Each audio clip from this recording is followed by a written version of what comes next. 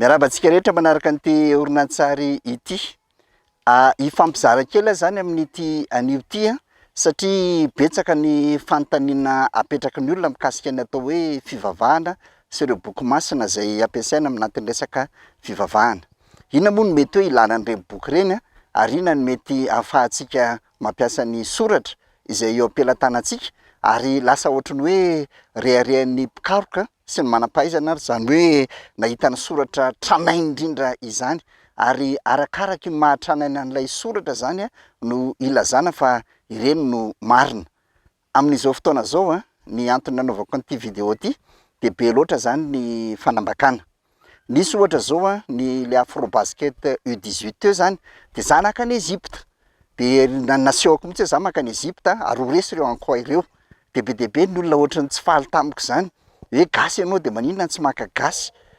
De za nametraka tsara mihitsy hoe kilalao iny ary mahafinaritra anahy le atao hoe esprit d'équipe na ny firaisan-tsainan'ireo Egyptianina reo rehefa manao ny lalao izy de iny no vokany nahazo izy natao hoe fandresena fa de resy loha zany ny gasy. Fa maninona kay rehefa resaka baolina de hoe ny gasy maka ny gasy fa raha vao mivadika zavatra hafa isika ohatran'ny hoe resaka finoana fa maninona gasy sy manaraka ny taom-baovao malagasy sy ny fomba gasy fa manaraka ny fomba-mbazaha. Ohatra ihany koa ny fanafody, maninona ny gasy tsy manaraka ny raokandro gasy fa de lasa miazakazaka any amin'ny fanafodim-bazaha ary be deabe ary nitsonotsoron'ireny vazaha reny tamin'ny fahadalovan'ny arety mandringana. Safidy io de ohatr'izay ihany koa ny fivavahana, fivavaham-bazaha daholo ngenina raha an'ireo olona nakany gasy izay nanao baolina reo fa izy aminareo manaraka ny fomba tany sy manome hasina an'izao zavaboary zao vazaha nareo saingy gasy ara-taratasy. Ny ifampizarako aminao androany zany de miresaka hoe boky satria ny soratra de fitaovana anankiray entin'ny olona manambaka satria anao tsy mahalala de izy ny tompon'ny fahalalana de zay tiany atao zany no atao. Ohatra hoe ny tena hery lehibe nananan'ny fanjanahantany nge de miresaka baiboly ary io baiboly io nampiasainy nentiny nanjanaka na hoe nanandevo firenena maro. Voalazan'ny tantara zany ary azo porofona. Io baiboly io ihany koa zao no fomba anankiray ahafahan'ireo fetsifetsy zany mandeha mamorona arena aingana be anatin'ny fotoana fohy. De ireo milaza azy hoe zay Cohen, zay Pasteur, zay Salary de mitabataba aminao isan-kerinandro io izy de angono ny volanao amin'ny alalan'ny fahafolo ny rakitra sy izay rehetra afetsifetsena ananany ao anatin'io baiboly io. Ny originaln'ny baiboly de le atao hoe tanaka. Teny anankitelo izy io de ny T, de ny N, de ny K fa tanaka zany no ilazana azy. Boky anankitelo izy io de misy le atao hoe Torah, zany hoe misy an'ireo lalàna sy fitsipifehezana maro isan-karazany amin'ny fitondran-tena sy ny fombafomba amin'ny fanaovana fanompom-pivavahan-drareo Israeliana sy Hebreo sy ny Jiosy tamin'ny fotoan'androny. Misy ny atao hoe N na Nevim, mampiseho andry nevy zany hoe resaka faminaniana, ary ny farany le K de Katovim zay mampiseho ireo tantara zany zay ny razam-bendrareo tany. Reo zany ny originalan'ny baiboly le atao hoe tanaka.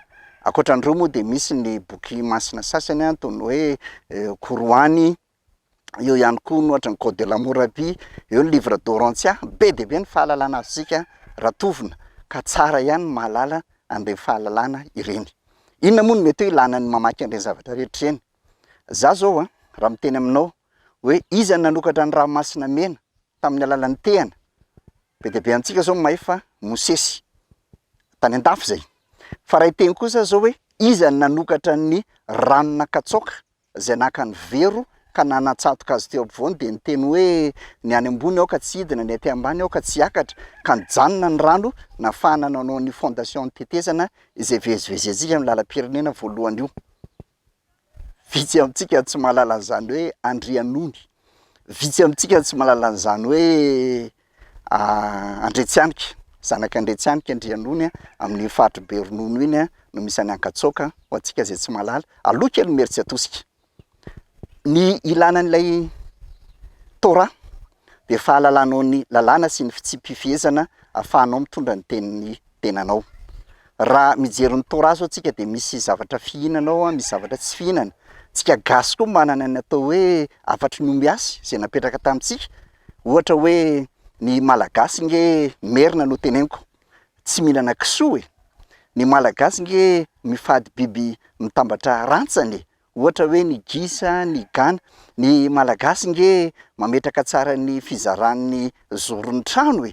Na mbola tsy tonga ary ny arabo zay nampianatra an'ireo bintanina misy 12 reo, de ny gasy efa nalala tsara fa akandrefana no misy ny varavarana, de avaratra andrefana no misy ny toerana anompoana an'ilay nahary, ametrahana azy amin'ny toerana sy ny lahara ambonany, de ato avaratra atsinanana misy an'ny zory firarazana zay tsiarovantsika an'ireo loharanony Andohana, ireo mpiara-miaina amintsika, ilay fitohizanaina, satria tsika tsy nitrembona avy amin'ny tany na tsotsotrika avy any an-danitra fa nisy ny Andohana napetrakantsika ny zory firarazana atsiarovana azy ireo, de ny tany atsimo nataontsika faniliana. Gasy zany. Nefa raha zay zavatra rehetra nyteneniko zay zao de hitanao anatin'ny Torah. Ny gasy ihany koa de nampiasa ny fitandremana natao hoe miso. Miso de tsy inona fa ireo lalàna madinika amin'ny fitondran-tena sy ny fitsipim-pitondran-tenanao isan'andro. Lalàna zay. Ry zareo nanana ny Torah zay misy 700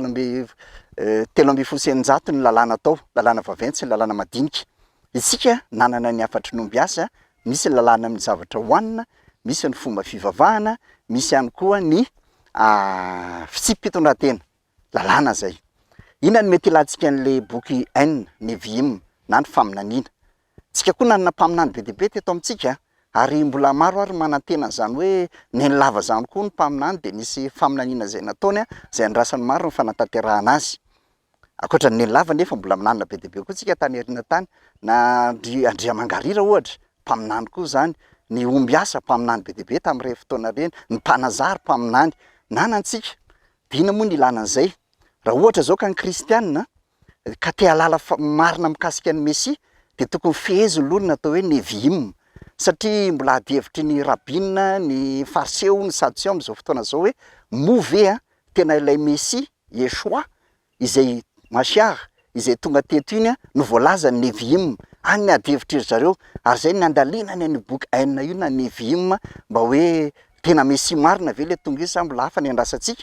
De rehefa tena mantao moa zany ny fandinihana sy ny ady hevitra be an'ireo rabinina reo de nahita ry zareo fa mbola tsy le teo le Mesia, fa kosa mbola vao ny 50 isan-jato ny faminaniana mikasika amin'ny Mesia ny tanteraka tamin'ny Yeshua.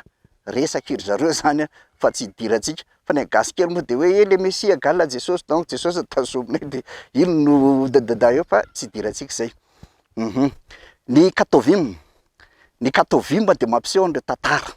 Misy tantaran'ny be dia be tao, tantaran'ny Davida tao, reo mpanjaka be dia be, ry Eli, reo zavatra rehetra tantaran'ny razamben-drareo tany tantaraina ao anatin'ny atao hoe Katovim. Tsika koa manana ny tantarantsika. Ohatra hoe ananantsika ny tahirin'ny Taolo, ananantsika ny angan'ny Taolo, ananantsika ny boky sy ny lovatsofina maro isan-karazany mikasika an'ireny andohantsika, zay matetika tsy nitsoniavintsika fa mirona any amin'ireo vazaha ireo tsika. Ina nefa moa ny ilanan'ny tantara? Ny ilanan'ny tantara amin'ny lafiny anankiray aloha de andrefesanao ny tenanao amin'ny vanim-potoana zay iainanao, satria tsisy iaina mandrakizay eto an-tantsika fa vanim-potoana andalovana fotsiny ihany. Mety hoe 20 taona, mety 10 taona, zay ihany ny iainantsika eto. De hoe aiza ho aiza ny misanary sy ny anjara briko ho apetrako ho an'ireo taranaka andimby aoriana. Zay ny laitsika ny tantara. Ohatra, ny Baiboly zao de miteny tsara mihitsy anatin'ny Katovim milaza fa Elia dia olona tahaka antsika ihany. Voasoratra zany zany ohatra ohatranao zay mijery io zany Elia, fa tsy olona extra akory. De ny tohany, fanaherin'ny vavaka izy de afaka nandatsaka ny ranon'orana sy nampiantona ny andro. Zany hoe tsika olona tahaka ny Elia zany, raha mahery mivavaka zany tsika de afaka manao zavatra ohatry ny vitan'ny Elia. Aka ohatra anankiray amin'izay fotoana zay, ohatra hoe ny zavatra nitranga tany Tritriva. Rehefa nandeha nitsangatsangana teny zay de ny zavatra nisy de saika hoelingelen'ny orana. Dia inona zavatra nataoko? Naviloko ny orana. Ary rehefa tena nivily ny orana de be ny vavolombelona nahita an'izany zavatra izany. Zany hoe za tahaka ny Elia, ianao tahaka ny Elia, azontsika atao zany ny mamily an'io orana io. Fa maninona rehefa Elia vita familiana ny orana de mampiaiky antsika rehetra, fa rehefa hery manatsoa na vita namily ny orana de ohatrany hoe hafahafa toy ny sahafa. Ary be dia be mihitsy ary ny commentaire tao anatin'ny Facebook namoako an'ilay zavatra nisy teny tritriva hoe andao ny loka zay moa zany le gasy avereno ary raha mahay ianao kanefa tsy namerina fa tsy isaritaka amin'ny adala. Izay ny ilantsika ny katovim. Misy tantara be dia be ao anatiny ao, misy an'izany tantaran'ny Yosefa zany, misy an'izany tantaran'ny Samsona zany, misy tantara be dia be. Tsika koa manana tantara be dia be zay azontsika atao ohatran'ny hoe maritondro sy maridrefy amin'ny fiainantsika zany ety ambanin'ny masoandro. Ilaina ny malala zavatra ary ilaina ny mivelatra amin'ny sehatra samihafa. Fa kosa tsy misy ambony tsy misy ny ambany. Ry zareo reo namaika anazy dia niazakazaka nitorina an'ilay nataony hoe filanjantsara sy ny bokiny. Maika ery zareo niazakazaka be nampafantatra ny tantaran'ny razambeny fa itsika mikombona. Isika gasy dia tsy mba nanana an'izay toe-tsaina zay mihitsy hoe andeha ho aparitako eran'izao tontolo zao hatrany Amerika, hatrany Oseania, hatrany Azia ny tantarany andretsianika. Tsy gasy zany.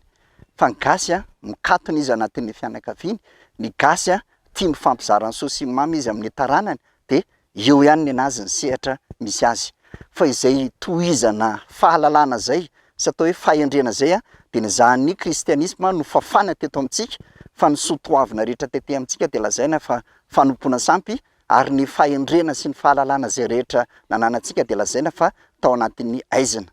Kanefa raha mbola miposaka io masoandro io, raha mbola maitso ny zava-maniry, raha mbola mikoriana ny rano ary raha mbola mitsoka ny rivotra amin'ny zoro efatry ny tany dia eo ilay nahary. Satria ilay nahary tongotra aman-tanana dia tsy iza fa ilay nandefa ny masoandro io hanapaka ny andro, mikitana amam-bolana andravaka ny alina. Izy ilay nanome fofinaina mahavelona, mitsimbona ny zavaboary, mandatsaka ny ranonorana amin'ny fotoanany, mandefa ny cyclone amin'ny fotoanany, mandefa ny hatsika amin'ny fotoanany, mandefa ny hafanana amin'ny fotoanany mba hahafahantsika olombelona sy ny zavaboary velatra. Tsy misy afaka miambo ho tompon'ilay nahary. Fa raha mbola mifoka ny rivotra isika ka manana fofinaina mahavelona ka mandihy tany sy milololanitra, tovy daholo ny olombelona rehetra, fa ny fanajana zay tokony apetrakantsika dia ho an'ny zokiolona satria izay ny laharan-jara hasina ara-boajanahary. Ny dikany tsy azontsika atao mivelively mihitsy ny milaza hoe misy ny aloha sy misy ny ariana, fa mitovy daholo ny olona eo anatran'ilay nahary tongotra aman-tanany. Farany nisy fotoana ny resaka taman'olona dia niteny le olona hoe ireo zanak'Israely sy ny jiosy ireo nke no firenena voafidin'Andriamanitra. Zany ve ho mantsy anazy? Iza ho no niteny an'izany? Zany mihitsy no anatin'ny baiboly. Ay, fa iza nanoratra an'ilay baiboly? Dia hoe ry zareo ihany ka normal be zany.